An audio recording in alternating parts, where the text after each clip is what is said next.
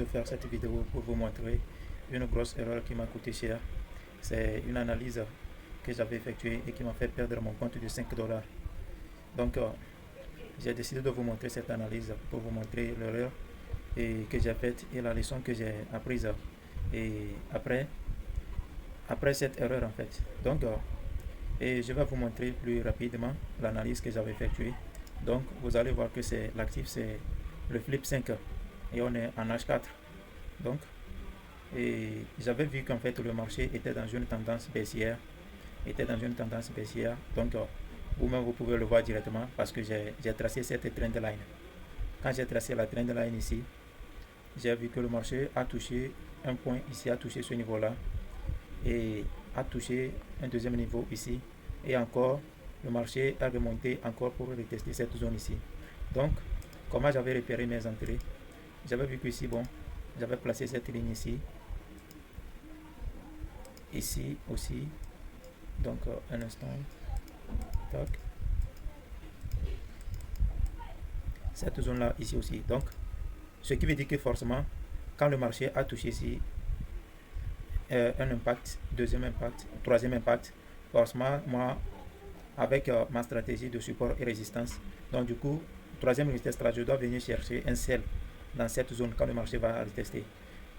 Selon moi, mon analyse était claire et propre, bien, mais ce qui j'avais fait un dépôt de 5 dollars, donc du coup, ce qui m'a coûté cher, c'est que j'ai pas patienté une bonne confirmation et la clôture de la bougie.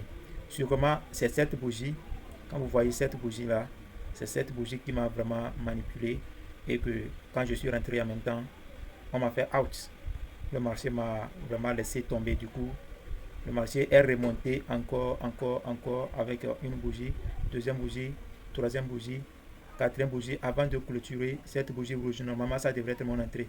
Mais je me suis précipité parce que quand cette bougie se formait, avant sa clôture, ils avaient vu ça, en fait, que le marché était en train de faire un avalement. Donc, on prend ça comme une confirmation baissière. Mais du coup, je suis venu en M1. En M1, vous allez voir. J'ai dit en M1 plutôt. En H1, je voulais dire. Donc, du coup, quand je suis venu en H1, le marché là était quelque part ici. Vous allez voir, le marché là était quelque part ici. Donc, du coup, quand moi j'ai vu que le marché a fait ces manipulations, ici, comme ça. Du coup, quand j'avais vu tout ici, là, je me suis dit, ok, non, c'est une bonne entrée, donc il faut rentrer. Moi, je suis rentré en même temps et j'ai placé mon SL ici. Mon SL, juste en haut de cette zone. Ici, de cette bougie-là, exact. C'est là-bas que j'ai placé le SL.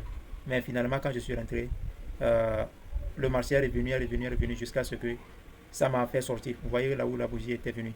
Donc, ce qui veut dire, j'avais mis mon SL ici, mon stop loss, juste au-dessus de cette bougie, ici comme ça, donc de cette zone. Le marché est venu jusqu'ici et ça m'a fait sortir. Donc, boum. Et vraiment, en fait, le but de cette vidéo, c'est juste partager et la leçon que j'ai apprise après avoir cramé ce compte de 5 dollars. Donc, actuellement dans ma stratégie, j'ai essayé d'ajouter une nouvelle règle. La règle, c'est que quand je fais une analyse claire et correcte, bon, disons, je dois attendre forcément une confirmation. Et la confirmation, souvent, je vais me baser maintenant sur les bougies. Et forcément, il faut attendre la clôture d'une bougie. Ça serait une nouvelle règle pour ne plus cramer des comptes. Une clôture d'une bougie avant de faire une entrée. Donc, bref, pour aller sur les trucs, vous allez voir que c'était ici comme ça. Donc, dans les historiques, donc c'était le 5 que j'ai fait ces trades, c'était le dimanche, le 5. Oui, évidemment, c'est ça ici, vous allez voir.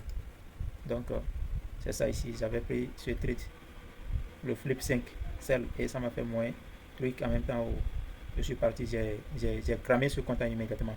Donc, en gros, pour clôturer cette petite vidéo, c'est juste de partager en fait cette leçon et ce que j'ai appris après avoir cramé le petit compte de 5 dollars en réel.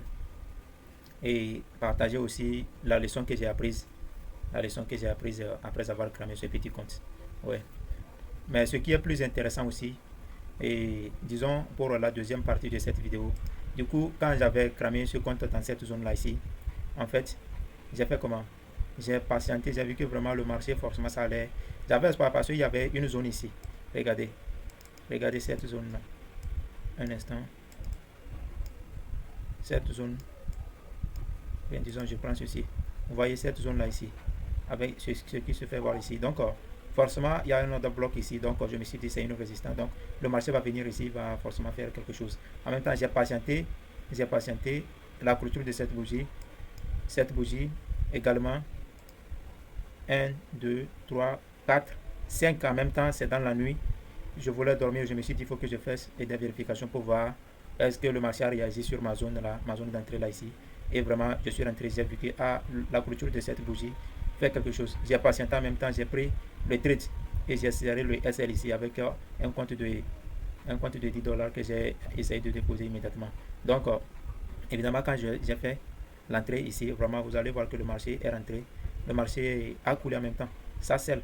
Donc, j'ai profité de cette baisse immédiatement ici et là.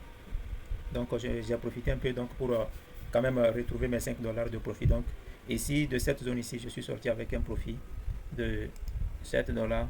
Donc, vous pouvez toutefois voir ça sur le compte ici actuellement. Donc, c'est un peu ça. Ouais. Donc, bref. Et le but de cette vidéo, c'est juste vous partager en fait mon objectif de 10 dollars ou bien mon défi de 10 dollars à 1000 dollars d'ici 5 mois. Donc, je vais partager chaque jour, chaque petite victoire, chaque erreur, chaque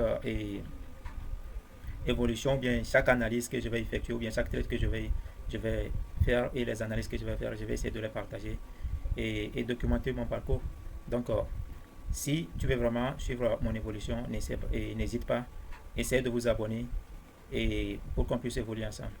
Merci, au revoir.